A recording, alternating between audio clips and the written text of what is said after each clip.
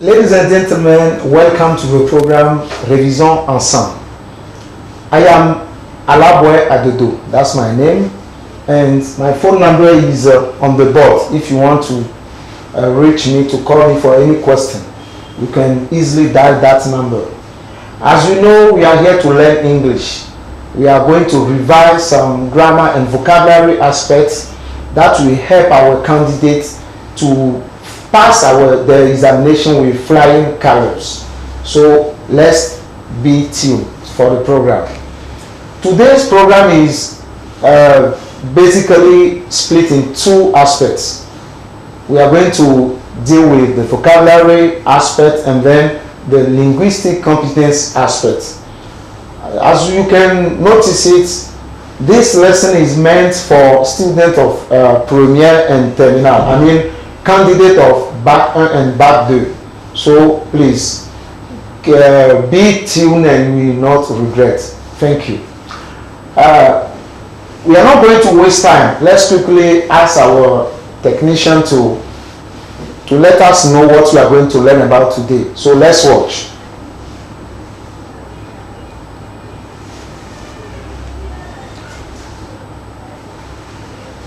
The first program, what we are going to do today, I want the technician to show it, but unfortunately the person it is not ready. So let's follow it on the board. We are going to deal with antonyms of words. That is the first thing we are going to learn today, antonyms of words. After that, we continue with noun derivation. We are going to continue with noun derivation. It means we are going to derive nouns from other words. The third aspect of point of the vocabulary is adverb formation. Adverb formation. And then we continue with verb derivation. We are going to derive verb from other words. As far as the linguistic competence aspect is concerned, we are going to deal with rephrasing. We are going to rephrase sentences, then use the correct preposition to fill in gaps, and then continue with relative pronoun if we have time. So let's start. The first one, as you can see it on the board, we are going to deal with antonyms of words.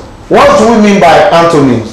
Antonym is just what we also call opposite of words. So we have some word on the board. We are going to try to do what? To find the opposites. So I want everyone, wherever you are right now, to pay attention to what we are going to do, because it is not difficult at all. This assignment is very easy if you were focused. So let's try it. The first one is immoral. The first one we are going to try to find the opposite or antonym is immoral. If you can realize that word is composed of two words. We have two affixes. We have preface and then what? The stem of the word, of the root. The root here is just what?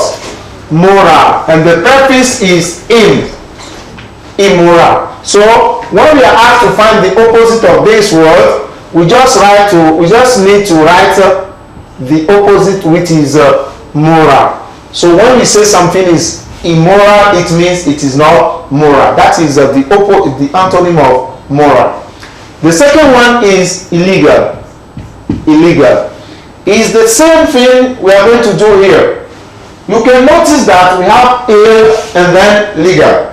So the basic word, the root, the stem of the word here is legal. So the opposite of illegal is legal. The third word is increasingly. Increasingly is here what? An adverb, because it ends with ly. It is not all words that end with ly that are considered as adverb, but most of them. For instance, friendly is not an adverb, it is an adjective, but we can use it in an adverb form by preceding it by in a way, in a friendly, for instance, in a friendly way. So increasingly here is an adverb. So we are going to look for its antonym. The antonym of increase is decrease. Increase is to raise. When we, for instance, nowadays we realize that prices of things are increased anyhow. They raise the price. So the opposite of the antonym of increase is decrease. But unfortunately, decrease here is a verb, but we are not asked to find the verb. We are asked to find. We are bound to find what? The adverb of that word. So we are going to put it with, alright, decreasing, then we add ly. So the antonym of increasingly is decreasingly. I hope you are following me. So let's move on. Now let's continue with noun derivation. What do we mean by that? We are asked to do what? To derive a noun from other words. It may be an adjective, it may be an adverb, a verb, and so on and so forth. So as far as this question is concerned, we are going to form noun from the given words. The first word is prohibit. When we say something is prohibited, it means it is forbidden. We shouldn't do it. But what the noun coming from prohibit is prohibition. Prohibition. That is the noun coming from it. Now let's move on. The second one is constant. When we say something is constant, it has the same degree, it has the same level, it is stable. So the noun form of constant is constancy. Constancy. That is the noun from it. Constancy. Now, so normally is what? Is the simple past of see. So is the simple past of see. The noun coming from see is what? Sight. Is sight. But we can also say seeing. This one is also acceptable. Seeing. Now let's quickly move to the third aspect, the third part of our vocabulary question, which is the adverb formation. What is an adverb? An adverb is any word that modifies a verb, an adjective, or another adverb. That is its definition. Now, as far as adverb formation here is, we are asked to find what? Adverb from these words. And what we must keep in mind is that talking about adverb, most of the case we add ly to it. For instance, when you are asked to find the adverb is formed with adjective plus ly is what we call adverb. Not every adverb, and not all the adverb. We are here dealing with adverb of manner. Adverbs of manner. Now, when we are asked to form adverb of manner, we have to take the adjective to which we add what? ly. So when we are asked to, for instance, letter A, we are asked to find the adverb remark. Remark, which is a verb. So we must first of all do what? Convert that verb into adjective or into its adjective form. So the adjective of remark is remarkable. Remarkable. Remarkable. That is the adjective from it. From remark is remarkable. So when we are asked to find what? To find the adverb, we have to change or to add ly to the adjective. But unfortunately or fortunately for us, we have already got what? L. So we just need to write ly. So the adverb of remark is remarkably. Remarkably. Good. Let's move to the second one. Obvious. Obvious. When in French you say évident. Obvious. Obvious is already an adjective, so we don't need to find any. There's no difficulty there at all. So to find the adverb here, we just need to add what? ly. So we have the adverb obviously. That is the adverb form. Let's move to the third one, which is what? Ethnic. Ethnic. Ethnic has to do with race and so on. Race. When I'm not talking about sports activity, no. Race is your racial community and so on and so forth is what? Ethnic. So the ethnic is a noun, so we have to find what? Its adjective. The adjective from ethnic is ethnica. Ethnica. Ethnica. So to find the adverb, we have to do what? We have to add ly. So ethnically. Sorry. Ethnically. So this is the way the adverb from ethnic. Ethnically. Can we move on? Is there any question? If you have any question, don't waste time at all. Just dial the number we have above. Then I can easily answer your question when I finish this program. Okay, let's quickly move on. Now let's move to the fourth part of the vocabulary aspect of today is verb derivation. Verb derivation. We are going to do what?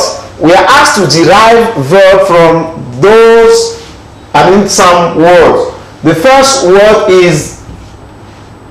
is depth. The second one is what? Is width. And the fourth one is distance.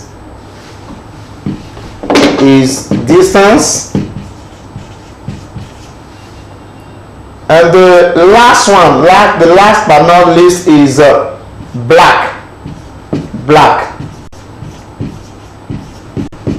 So we are asked to find what? To find words. Verb from those words. The first one is depth.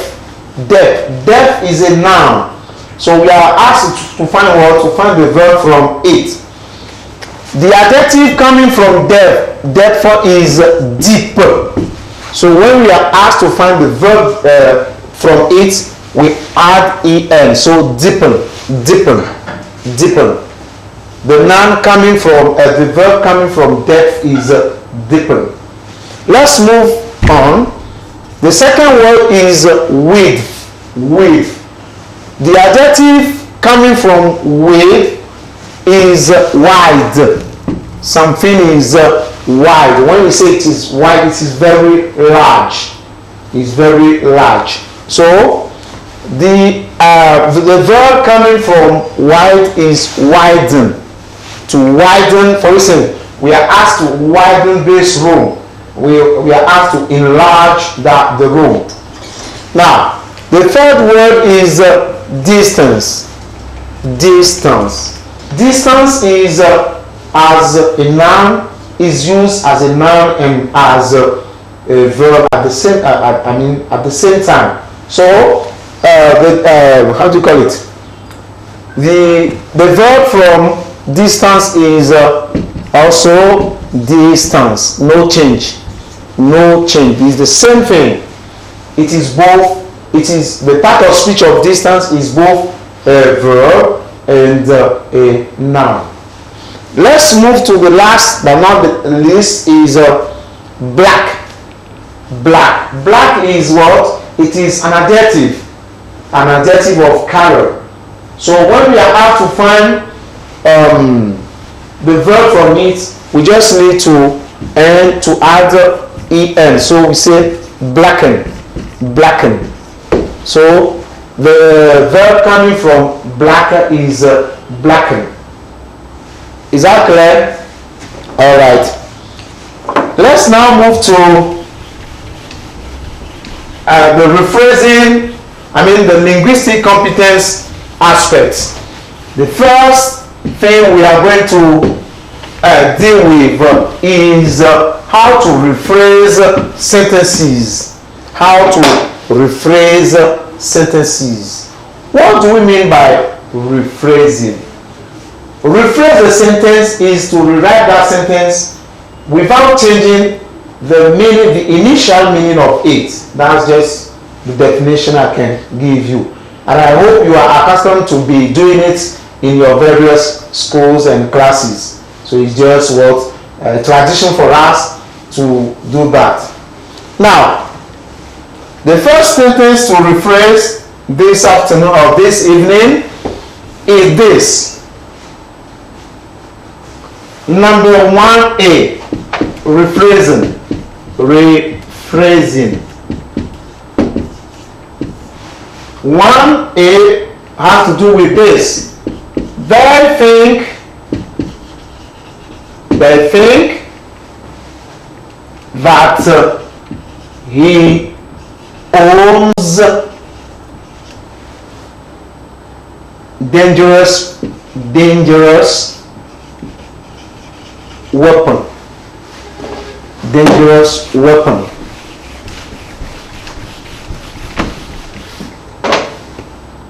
Weapon. All right. So that is the first sentence to do what? To rephrase. Now, the prompt given is he. Please, my dear candidates, you have to focus yourself on what you are going to do. Be concentrated so that you should grab it very well. It is very simple. I hope you can remember last week during this program I let you know about the use of passive voice, and we dealt with the various aspects of passive voice. It's the same thing we are going to do this evening in this program. As you can see, we have a sentence which contains two verbs and two subjects. The first subject is they. The second one is he. S2, subject 2. The first verb is think, and the second one is owns. So we have two verbs and two sentences. And the most interesting thing we must realize or notice is the second subject is repeated as is given as a prompt given in the sentence. When you are given such a sentence, you must know that you are dealing with a passive voice. So the lesson you are asked to provide to use here is a passive voice. Very good. All right. Passive voice. I taught you, or I made you know last week that when you are asked to find, you are given two subjects, two verbs in a passive voice. In a sentence, and you are asked to turn it into a passive voice. you have to bear in mind that if you have two cases, the first one you begin with it, you add the passive voice of the subject of the verb number 1, and you copy the rest of the sentence. The second one is you start with the subject number 2, and then you use the passive voice of verb 1 and the infinitive form of verb 2, and you copy the rest of the sentence if there's any. Is what I taught you, or I let you know about it last week. So it's exactly the same thing we are going to do today, or we are going to learn through this sentence. So let's try it. When we are asked to provide, to give the correct answer, we must know here that be, he. We must know that we have the subject 2 is repeated. Then we must do what? We must add the passive voice of V1. Passive voice, we form passive voice with be plus past participle of the verb. So we must, the verb think here is in present. Automatically we have to put be in present. So we have to say he is. Now the past participle of think is thought. Is exactly what we did last week. So it is thought, it is thought, it is thought. Then you use what? The infinitive form of V2 of the second verb. The infinitive form of owns is to own. So we are going to say he is thought to, he is thought to own, and you copy the rest of the sentence, to own dangerous weapon. So that is the correct answer. He is thought to own dangerous weapon. All right, let's move to sentence number 2. Sentence number 2 has to do with what? Let's quickly write it on the board. A. Horacio has been waiting. Horacio has been waiting since yesterday. Since yesterday. Has been waiting since yesterday. Emma said. That is the question number 2. Now, ladies and gentlemen, dear candidates, dear viewers, please, there is no secret here. We must all be aware of the type of question we are asked to solve here, the type of lesson we are asked to use or to apply here. Just because we have the presence of quotation marks or inverted commas, there is one part of the sentence which is in inverted commas and the second one is not. Anytime you have such a sentence, we call it reported speech or indirect speech. So we call it direct speech, and we are asked to turn it into indirect speech, which is also called reported speech. So as we have the presence of quotation marks leads us to use to consider this sentence as what? Direct speech. When we are asked to put a sentence into to turn a sentence into indirect speech, how do we proceed? Very simple. First of all, you have to know the type of sentences, the type of the sentence you are given, whether it is a declarative sentence or also called statement, interrogative sentence, imperative sentence, or what we call command or order, and then how do we call it, exclamatory sentence. Now, as far as our sentence is concerned here, we are dealing with what? Declarative sentence. We are dealing with declarative sentence. What does it mean? Why do we say so? Just because in our sentence, we notice that it begins with a verb, with a subject, and followed by a verb, then ends with a full stop, and it deals with what? A statement. So anytime you are given such a sentence, you must know that it is a statement. How to report a statement? You start your sentence. Okay, the prompt given, is Emma said, and we are asked to provide the rest. Now, it's very simple. As we said that it is what? A statement. To report it, very simple. What do? We must replace our inverted commas by that. So we must say Emma said that.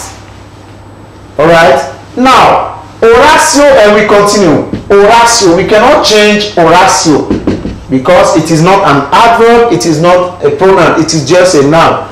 The tense of the verb is has been waiting, which is a present perfect continuous. The present perfect continuous will give or will yield what? The past perfect continuous. So we have to say Horatio had been waiting since yesterday or the day before, or the previous day. That should be the correct answer of number 2. Horatio has been waiting since yesterday. Emma said that Horatio had been waiting since the previous day or the day before. That should be the correct answer. I hope you are following me. Now let's quickly move to the third sentence. The third sentence, which is what? Sentence number 3. 3A. Tell me the distance. Tell me the distance between Lomé and Kara. Tell me the distance between Lomé and Kara. And use the prompt given is how. Dear viewers, dear candidate, it's very simple. Very simple. In the sentence, we are dealing with what? We are dealing with, the main word here is distance. Distance. When you say, for instance, tell me the distance between Lomé and Kara, it's very simple. It's a question. We can rewrite it in the form of a question. We can rewrite it in the form of a question. So when we say distance, the equivalent of the interrogative pronoun for distance is how far. So when we are dealing with distance, we say how far. When we are dealing with age, we use how old. When we are dealing with what else? Width, we say how wide. When we are dealing with frequency, we say how often. When we are dealing with what else? The height of the person, we say how tall. But when we are dealing with the height of an object, we say how long. So please make that difference between how tall and how long. we use how long for objects, and we use how tall for human beings. So distance, here we are dealing with distance, so the answer should be how far is Lomé from Kara. We can say how far is Kara from Lomé, or we can also say how far is Lomé to Kara. So that should be the correct answer. This is just a reminder. I'm trying to remind you remind you of how to ask questions with those words. So here, when you finish, it is compulsory that you add what? A question mark, because it is a question. It is a question. How far is Kara from Lomé? All right, let's move to the fourth one, which is what? We practice hard, but we couldn't beat Usain Bolt. We practice hard, but we couldn't beat Usain Bolt.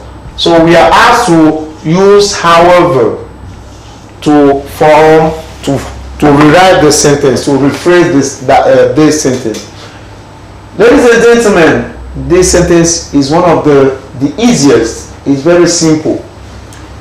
When you are asked, you are given as a prompt, however, please. However, you must keep in mind that however is always followed by an adjective plus subject plus verb, and you copy the rest of the sentence. That's it. However plus adjective plus subject plus verb. When you want to rewrite, when you are dealing with what? Compound relative pronoun. But however,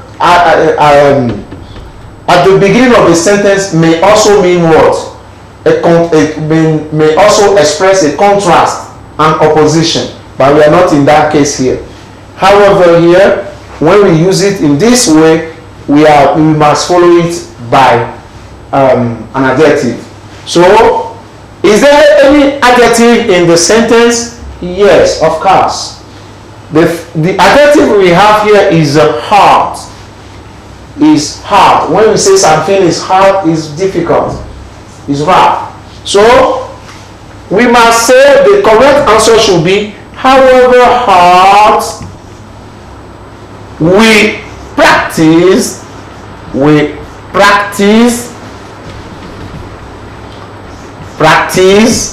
for your information. When we write practice with C, it is not a verb, it is a noun. It is a verb when we write it with S. So I have written it with S, so showing that it is a verb. When you write practice with the verb with C, it is not a noun, it is not a verb, but rather a noun. So however hard we practice, we couldn't beat UB. We couldn't beat UB. Here you can notice that a word is dropped, which is what? But. We must keep in mind that however is a synonym of but, is synonym of nevertheless, is synonym of what else? Although, is also synonym of despite, and so on and so forth. So that one should be kept in mind.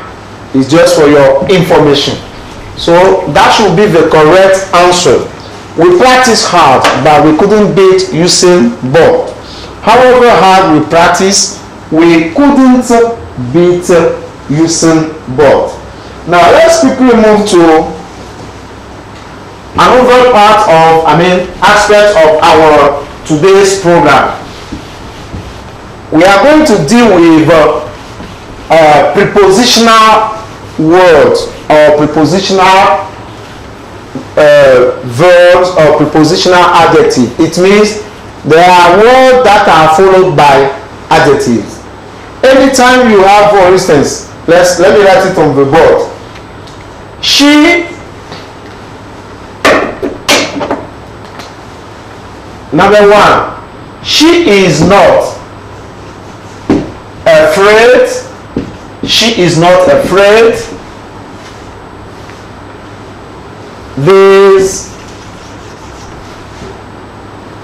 difficulties.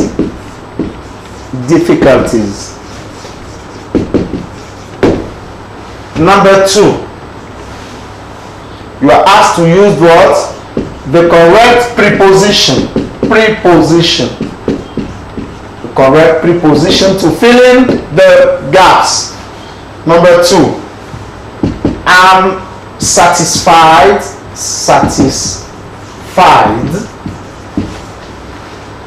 I'm satisfied. My result. Number three, we are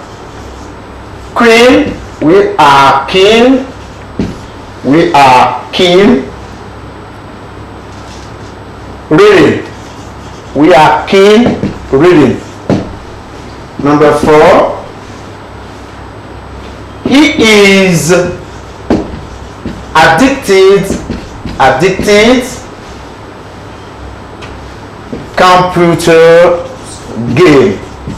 computer games. Number five. Okay, number five, I made a mistake, but let me write it. For what's the reason dash it. And the last one is she was frightened.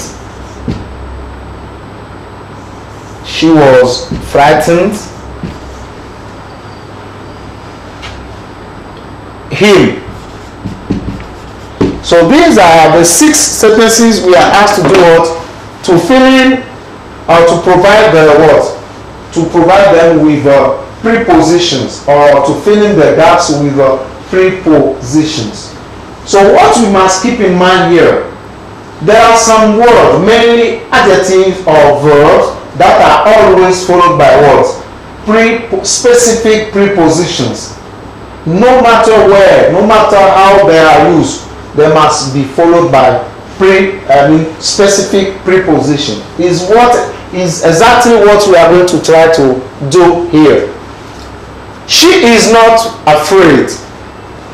When you have the adjective afraid is always must be followed by the preposition of. So we must say she is not afraid of these difficulties. When we have the word fond, we must always use of. I am fond of playing football. I am fond of playing the guitar, and so on and so forth. Now, we have other words. Next time we are going to continue with them. Number 3, I'm satisfied. We also have the adjective satisfied.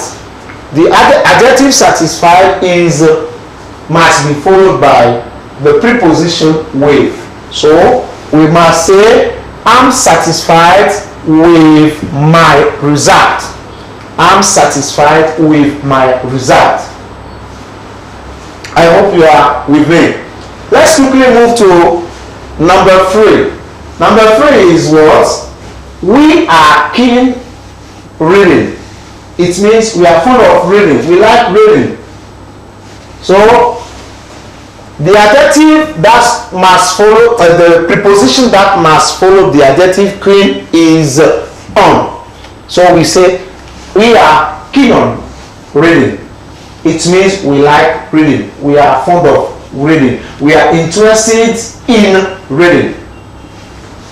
The fourth one is the adjective addicted. When we have addicted is followed by the preposition to. So we say he is addicted to computer game. He is addicted to computer game.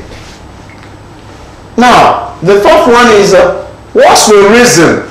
Reason is not an adjective, but it must also follow by a specific preposition, which is what? For. What's the reason for your coming here? What's the reason for watching me where you are now? The reason is to pass your exam with flying colors, to succeed in your exam. That's the reason for watching me right now, or for viewing this program right now. So what's the reason for it? What's the reason for it? The last one is she was frightened. Frightened is an adjective. Frightened, I made a mistake. Frightened, yes, is an adjective having the same meaning as afraid. When you say I am afraid of you, it means you frighten me. I'm frightened. I am frightened of you. So when we say she was frightened, frightened must be followed by the preposition of. So we are frightened of snakes. We are frightened, it means we are afraid of snakes. We have other words, other adjective, other noun, other word like that. By the grace of God, we are going to continue next time. So let me give you other example. For instance, say I am good at English. Kojo is good at English. I am interested in watching the program REVISONS ENSEMBLE. I am interested in watching. We have a lot of words like that. Don't blame me for, to blame for. So by the grace of God, next for the coming program, we are going to revise all those aspects of preposition before you sit for your examinations.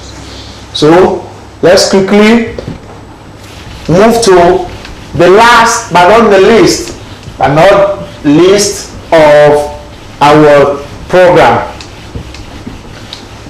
It has to do with what we did last time. The use of what? Relative pronouns. Relative pronoun. Relative pronoun. Relative pronouns are who. We dealt with it last week. Whom, whose,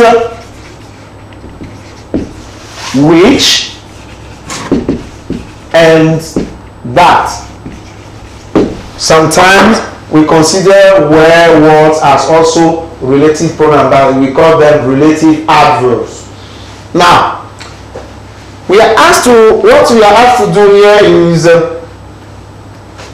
to join the two parts of the sentences with a relative pronoun. For instance, number one, a natural disaster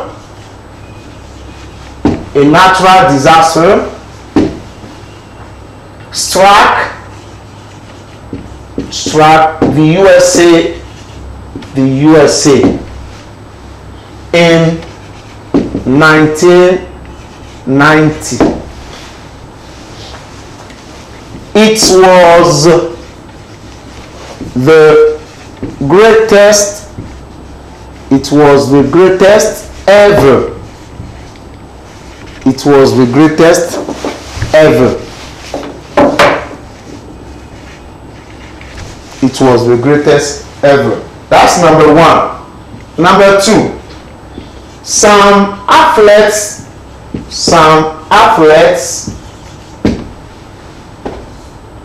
tested positive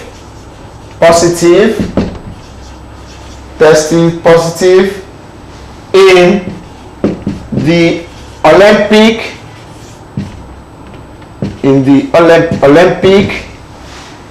trials. They were not allowed to compete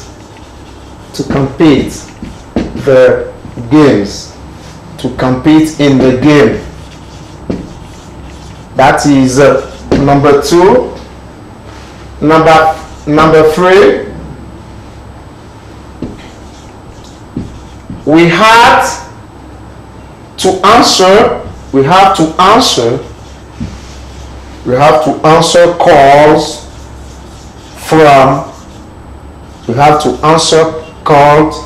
from people. Their homes have been damaged.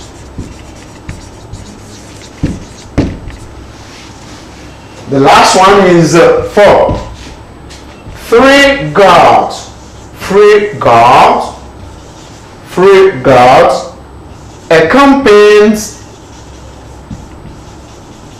accompanied him. They looked terrified. So these are the sets of sentences we are asked to combine with the preposition who, whom, whose, which, and that. All right. Now, let's just these three: who, which, and whose.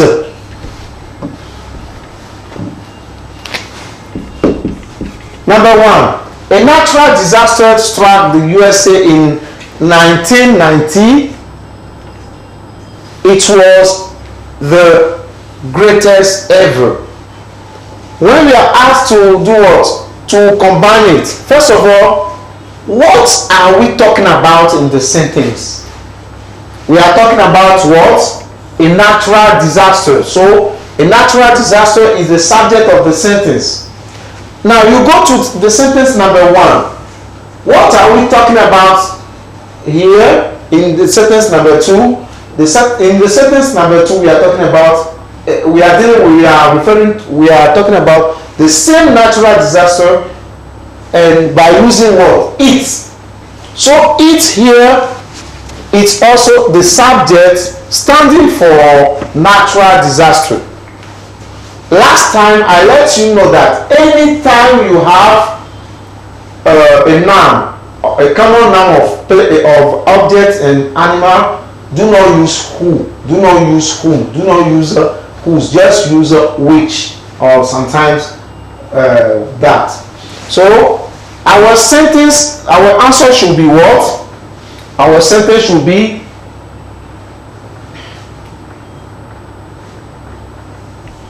it was a natural disaster. A natural disaster is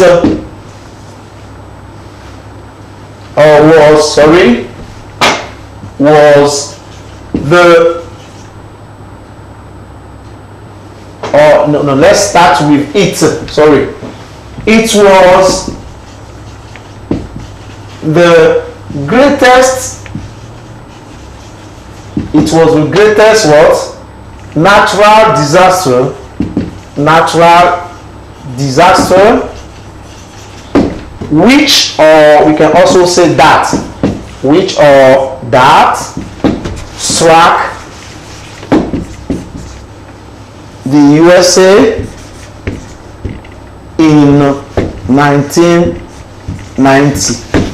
It was the greatest natural disaster which or that struck the USA in 1990. The time is against us, so let's quickly finish it. Some athletes tested positive in the Olympic trials. They were allowed to compete in the game. We are talking about some athletes, subject, a name of person. Here, replace it by there. So we are going to say some athletes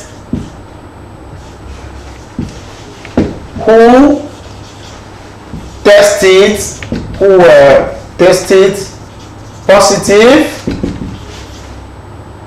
in the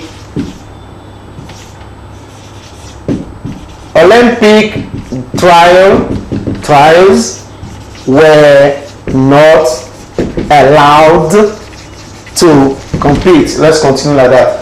The third one, we had to answer call from people their home had been damaged. Anytime you have the plus a noun or his or her or our, we must use whose. So the answer should be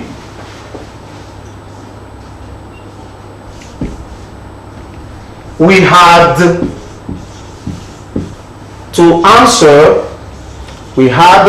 answer calls from people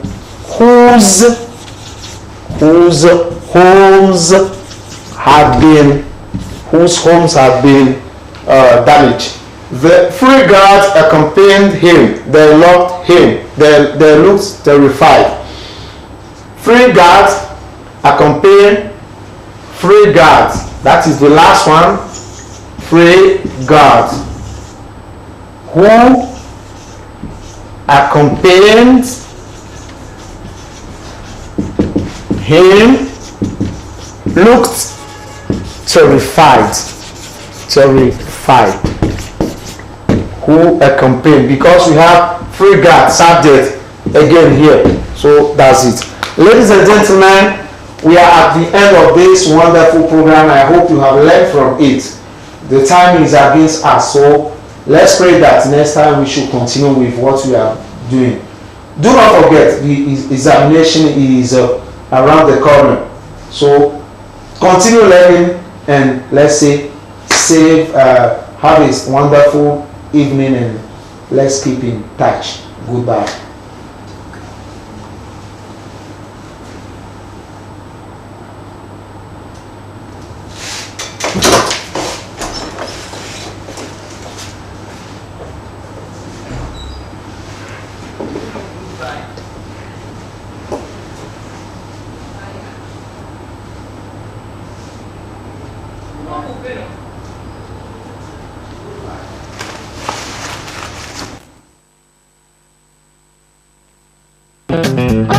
Thank you.